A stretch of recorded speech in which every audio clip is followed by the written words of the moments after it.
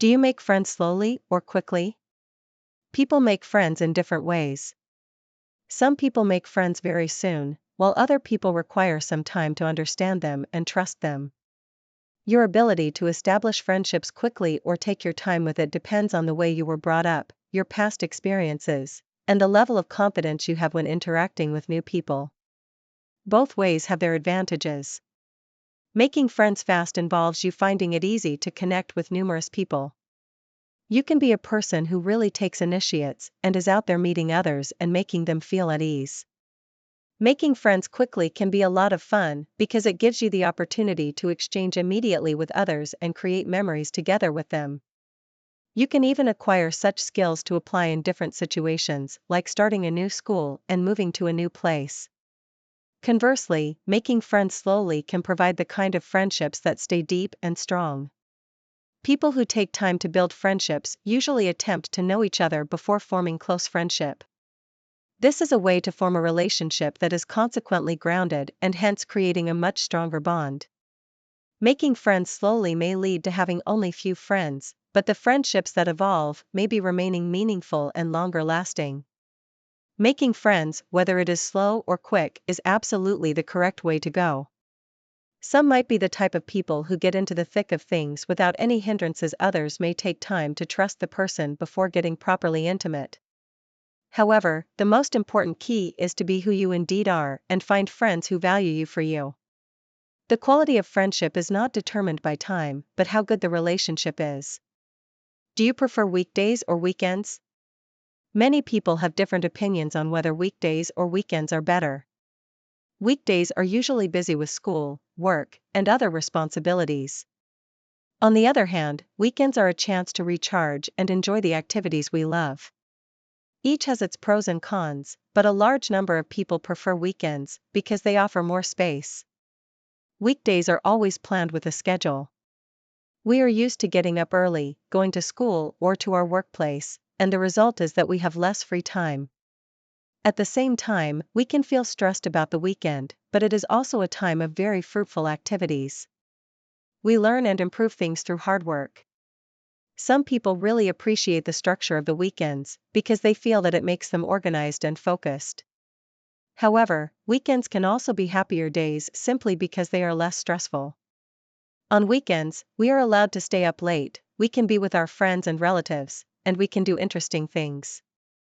There is no excessive pressure to spend time with others, and we are even more in control of our time.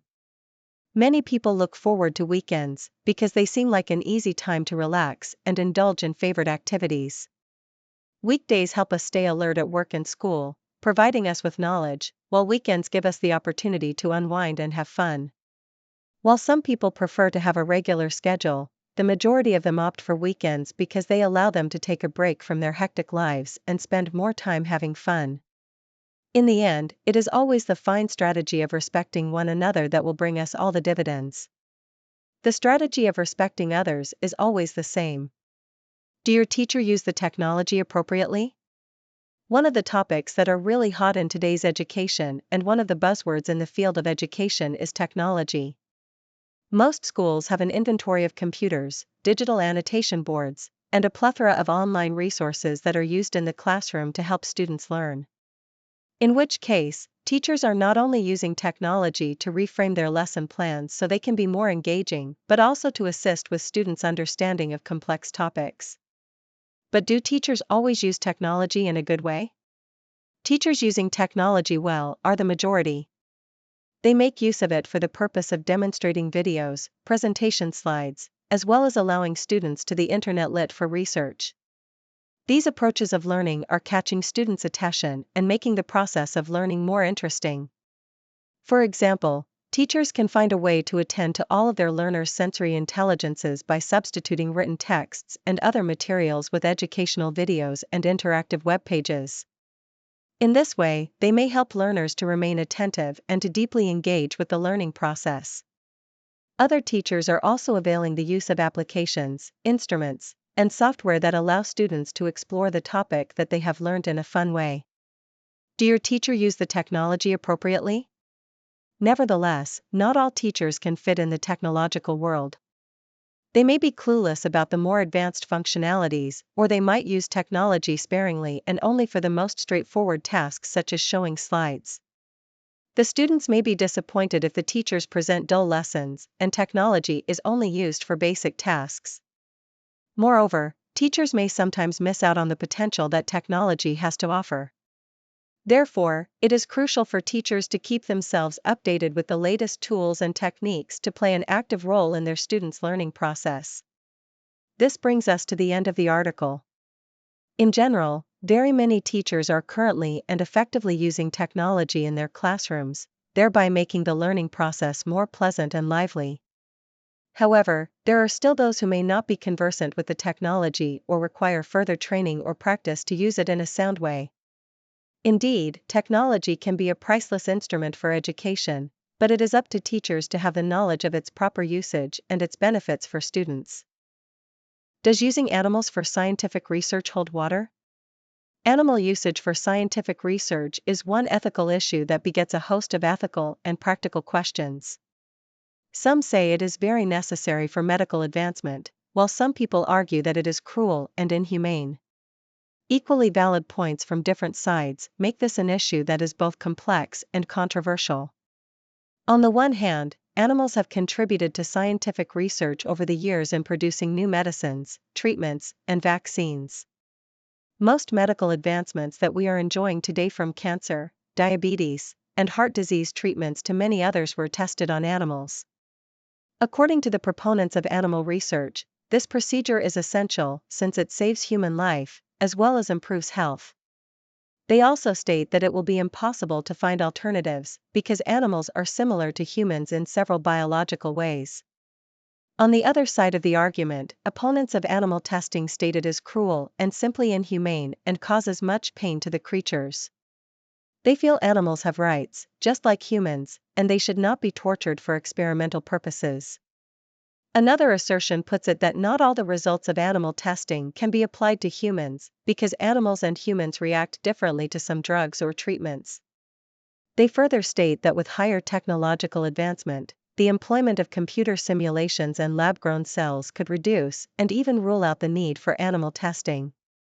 In a nutshell, it is pretty complicated whether animals should be used in scientific research. It has contributed to so many important medical discoveries, on the one hand, and also touched some ethical concerns about animal treatment on the other. Further consideration of alternative ways of doing research without engaging animals and weighing up the scientific progress against animal welfare must be pursued. Effects of social media on youth.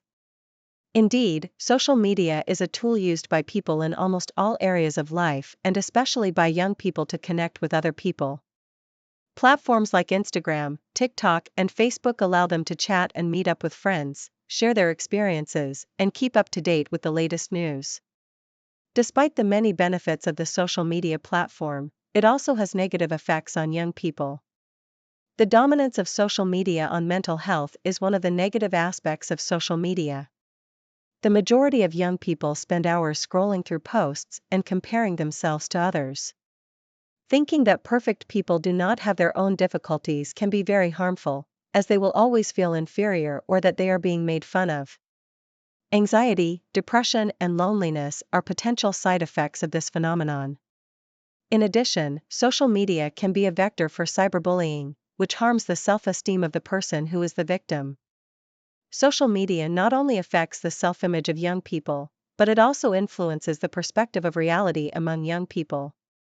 The fleet of digital images of influencers and celebrities is responsible for breaking the association of beauty and success with reality, which pushes unrealistic young people to take a leap of faith in believing that they must look a certain way. Some even stress themselves out and think that they don't belong, when the truth is that they are perfect. On the other hand, social media provides them with a platform to explore different cultures and social issues that can broaden their worldview. Effects of social media on youth. Another important effect is the excessive time spent on social media. There are many children who consume too much literature online, so much so that it has become their daily routine to live online. They may not do their schoolwork, not engage in their hobbies, and even not develop genuine friendships in person. Overuse of social media can affect sleep patterns, as it can force them to stay up late checking their phones. The bottom line is that social media has both positive and negative effects on young people. While it allows young people to connect and express themselves, it can also compromise their mental health and self-esteem. For young people, it is important to use social media wisely and ensure that their online and offline sides are well balanced. The conclusion is that social media has both positive and negative effects on young people. From my point of view in life, in my opinion, each person perceives the world in his own way. It is not only the environment, but especially people who influence our opinions and beliefs. What one person seems to consider a difficulty, another sees as an opportunity. This behavioral divergence in the way we view the problems of our daily life is the main reason why our lives are so interesting. That said, looking at the situation through my personal prism, it is necessary to learn to see life from different angles. The individuality of our experiences is not only the basis of our lives, it also teaches us while allowing us to continue living our daily lives.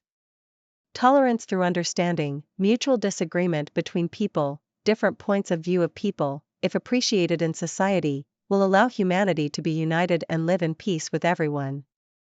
It is by accepting the diversity of philosophies that our global village will be a better place to live and a true haven of peace for many. Gender equality as a subject of study. Gender equality refers to the idea that girls and boys should have the same rights and opportunities. It is about treating all people in a non-sexist way that is completely fair and reasonable. This value is vital in many areas, such as education, work, politics, and the family unit, to name a few. A crucial area for gender equality is the workplace. Traditionally, men were much more often hired than women and paid more. However, gender equality means that men and women should have the same rights in the workplace, i.e., the same opportunities to work, to be promoted, and to receive the same pay for the same work. Education is another area that has a major impact on gender equality. In some parts of the world, girls do not receive the same respect as boys in education. The process of coeducation provides equal learning opportunities for both sexes, and thus ensures that every child has the same chance to enter and succeed in school. In addition, it allows many people to contribute to society because they are better educated. In politics, on the other hand, the idea of gender equality means giving equal opportunity to men and women to take charge and make decisions for the country. If more women are involved in politics, they bring new and diverse ideas and perspectives that allow for better decisions to be made, which benefits all parties involved. Family relationship is also a major area influenced by gender equality. Initially, women took care of the home and children while men went to work away from home. However, gender equity means that men and women will share the responsibility of raising their children and taking care of household chores. Equality between men and women is the basis of a just and equitable society, and gender equality is an essential element of it. It ensures that men and women have equal opportunities in academic studies, employment, political programs, and family matters. How can we reduce bullying in schools? Bullying is a worrying problem in many schools, leading to emotional and physical health problems for students. It takes a simultaneous and demanding effort from schools, teachers, parents, and students to reduce bullying. There are several effective ways to make schools safer and more enjoyable for everyone. First, schools should explain the concept of bullying to students and provide them with information about its effects. When students learn that bullying hurts others, they may well refrain from participating in it. Schools can organize special classes or seminars where students learn about respect, kindness, and courage and how to protect someone who is being bullied. Empathy through teaching allows other learners to understand the consequences of the behaviors they choose. Second, schools must implement the no bullying policy. Students must know that bullying is prohibited and that appropriate action will be taken against those who commit it. These laws must treat all students fairly and be consistently enforced by teachers and administrators. Knowing that their actions will be dealt with severely will make them more likely not to commit them. Fourth, students who are being bullied need help. Schools are supposed to have psychologists or teachers that students can turn to when they feel bullied or mistreated. It is also important to emphasize that help is available and that students who come forward are heard. When students feel supported, they are more likely to talk about bullying, which helps prevent it. Finally, students can complement efforts to combat bullying by becoming witnesses rather than bystanders. This means not only witnessing, but also supporting the victim or informing the teacher. Bullying can only be completely eradicated if students come together to combat it and create a positive environment where no one feels unsafe.